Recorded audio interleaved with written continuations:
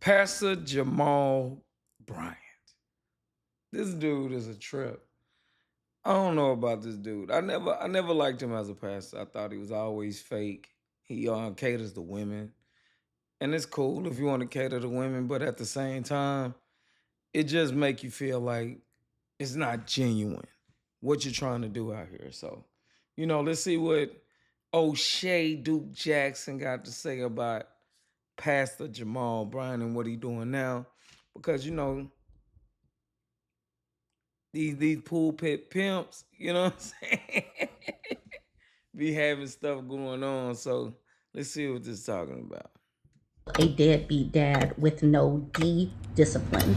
If you look at YouTube today, it's certain people who have had successful rebrands. Yeah. I remember Shannon Sharp when he played for the Denver Broncos in the late 90s.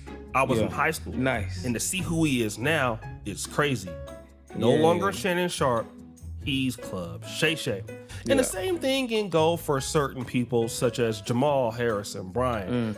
I remember him when he was coming up as a young preacher, and for those of you from the Black community, you knew about the Word Network. In around 2005, he was killing it with his new founded church called Empowerment Temple in Baltimore, Maryland. Okay. But in 2026, you're likely to see Jamal Harrison Bryant like this. This boycott against Target is the most successful boycott by Black people in 70 years since the Montgomery bus boycott. Don't get me wrong, Jamal Harrison Bryant is still a popular pastor, but now he's expanded into the role of civil rights leadership, expanding his profile into demographics and audiences who never knew him before. But those of us from the Black community know Jamal Harrison Bryant for doing other things besides preaching.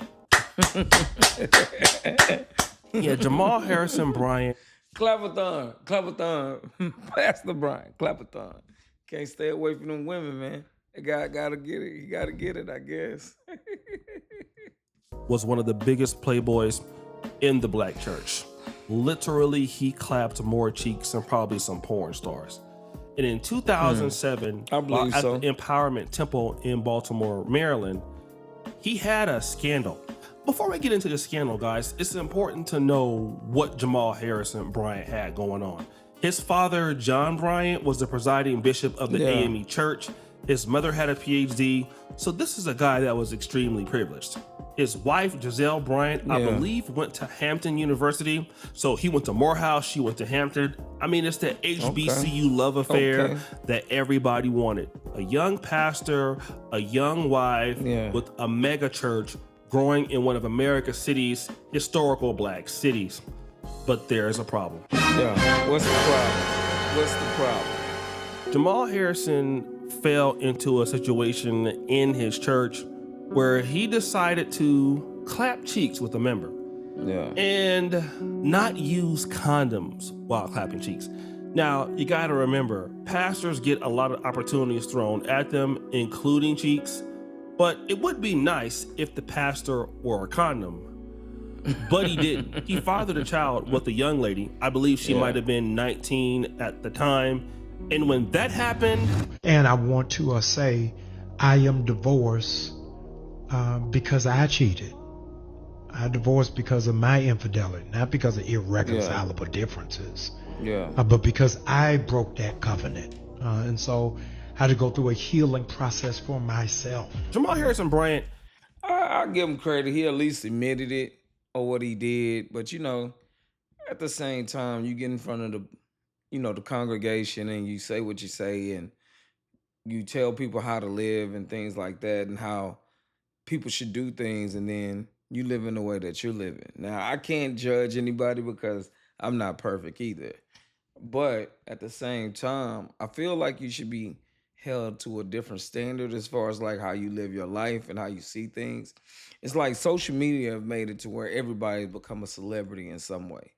And it's getting to a point to where people are forgetting the reason why they started doing something or they was doing something, and now they became this type of celebrity and they're living in that lifestyle. So, I've never been too big on pastors. A lot of times, a lot of pastors, they don't live what they preach, but you can't really go to church for that reason. You have to make your own decision on why you're going to a church or what you want to get out of church. So publicly admitted this. I believe he gave even a sit down to Roland Martin, and he seems remorseful. And he mentioned something. He had to go through a healing process. Now, all of this is pretty interesting because him and Giselle Bryant would somehow get back together, although they would never remarry. And I'll get into that in a minute. But he was supposed to learn from this cheek clapping experience. And he did. He moved from Empowerment Temple to eventually take over Eddie Long's church, in New Atlanta. Birth Missionary Baptist Church, which also had its own scandals. Yeah, he had his at own the same issue. time, he was in Atlanta in a much bigger city with a lot more opportunity. And he didn't stop dating. Jamal Bryant famously dated R&B singer Tweet, promising to marry her in the mid 2016s. I ain't but seen Tweet in so long. that didn't work out. Of course But not. while he was playing around with Tweet, something else started to occur. Remember, he ended up getting back with his ex-wife for a period of time. And the booty clapping largely did not stop. So when Pastor Holy Whore tried to do his debut as Giselle's storyline of getting back together with her ex, he was messing with multiple of the Bravo housewives. Wow. Now, while Jamal Harrison Bryant was with Giselle Bryant, allegedly he was clapping cheeks to some of the members of the Real Housewives of Atlanta, Wow. including Phaedra Parks, as they say. But rewind! But let's go to 2016. This is important. Yeah. Around this time, your boy Jamal Harrison Bryant was dealing with multiple women. I've heard about these women from other people. Now, Jamal Harrison Bryant, around 2015, was making a comeback, all right? And this is where he had a problem when he got into some level of relationship with a young lady by the name of LaToya Odom. Now, this made national headlines even back then when she accused him of fathering her child, John. But recently, this lady has come on to Tasha K to reveal the following. LaToya Odom, Tasha K. are you Jamal Bryant, the preacher, the minister, the fornicator? Is he your baby daddy? He is. Is he a present father? Never has been. How did you Yet meet another Mr. one. Bryant? He found me on MySpace. That's how old this is. He befriends me on MySpace, and then I start looking into all of his little profiles. Like, oh, he's married. So as it seems, when he was married or going through a divorce, he was possibly contacting her then on MySpace. Press 1 in the comments if you remember MySpace. If you remember MySpace, you done aged yourself. Cause MySpace, man, social media came so long, so far from that. MySpace, putting the pictures up and having glitter, shining pictures in the background. It's just crazy what we used to do back then. But you could find a lot of women on MySpace.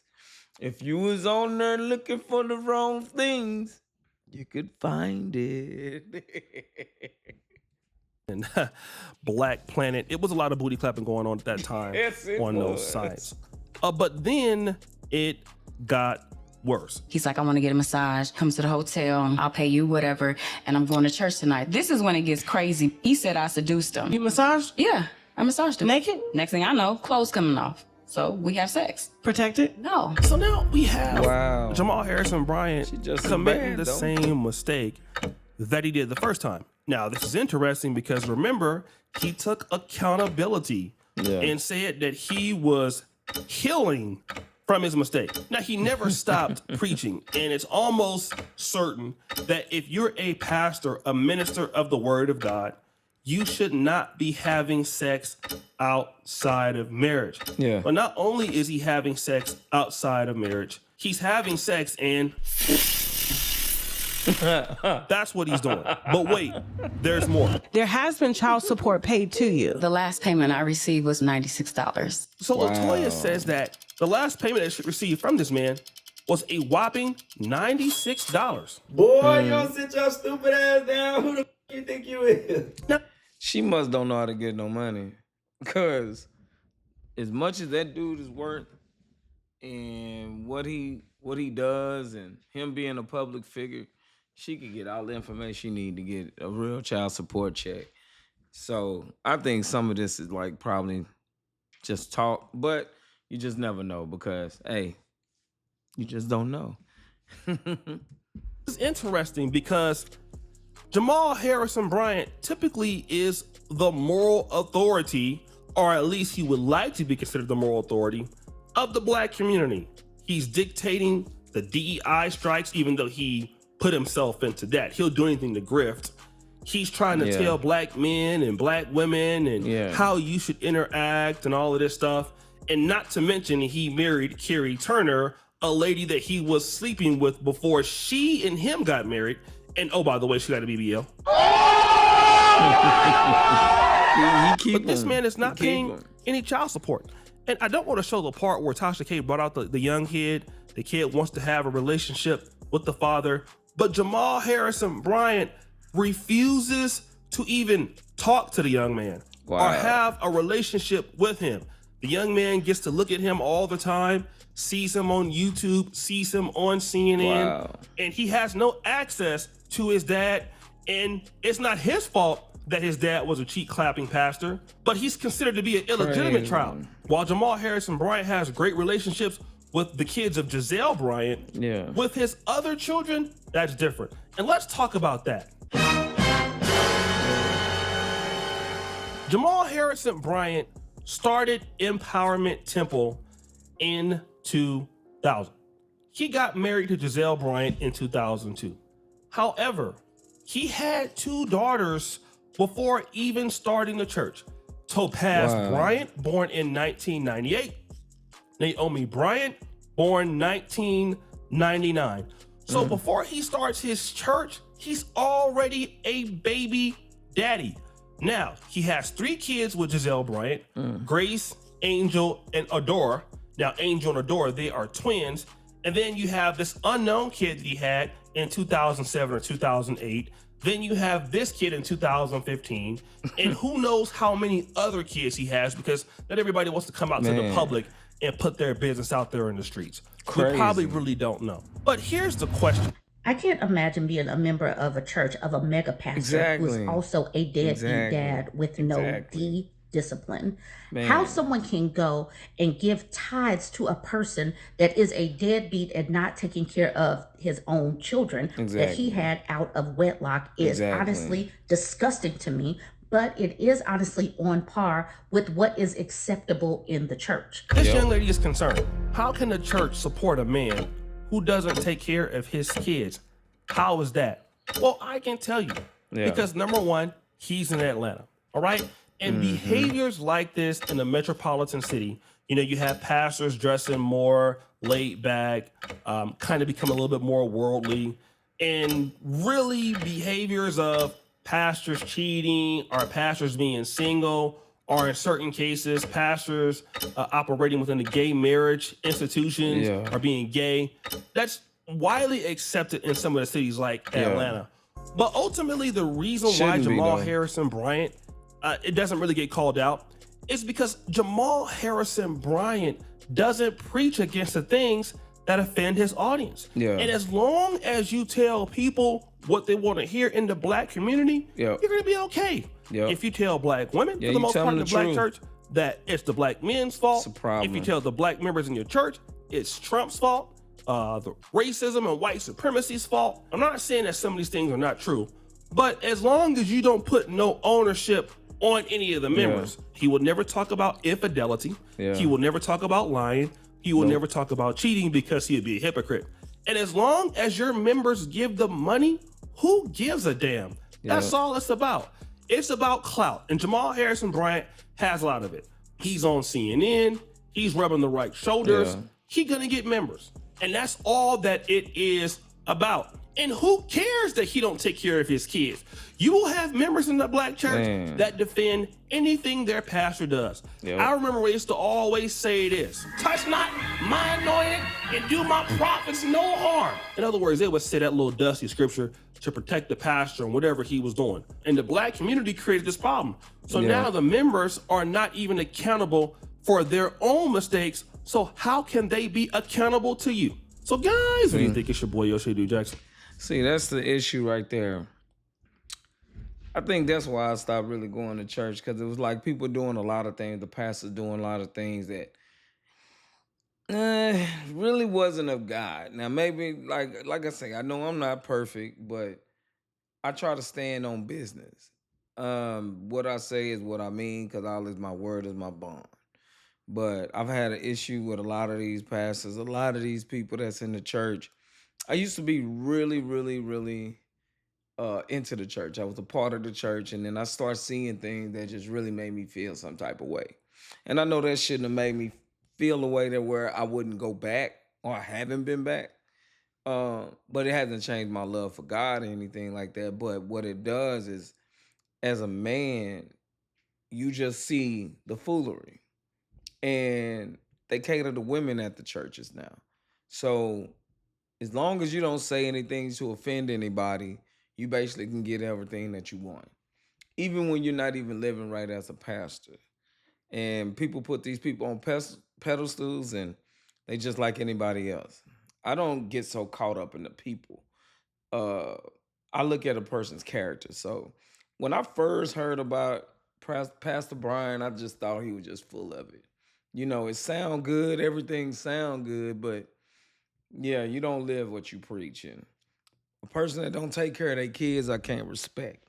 Because at the end of the day, even if you like the woman, or you don't like the woman, or you feel like you shouldn't have had the kid, or she should have gotten an abortion or whatever, but it's still your child, and you still should do something about it. But, you know, that's neither here nor there. But that's all I got to say about it. And if you like the video, please hit that like button, subscribe, and share. And hey, man, come back and watch some more videos with your boy. We're going to keep it coming. And this is how we get out here, and this is how we get down. Till next time. Peace.